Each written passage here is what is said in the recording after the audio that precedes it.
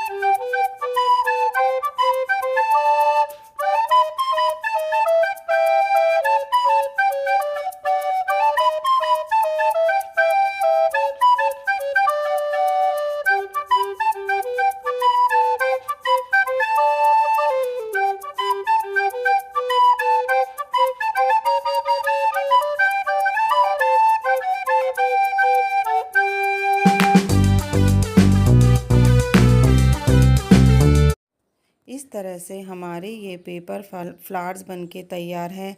अगर आपको यह क्राफ्ट आइडिया पसंद आया हो तो लाइक, शेयर और चैनल को सब्सक्राइब करें। Thank you for watching.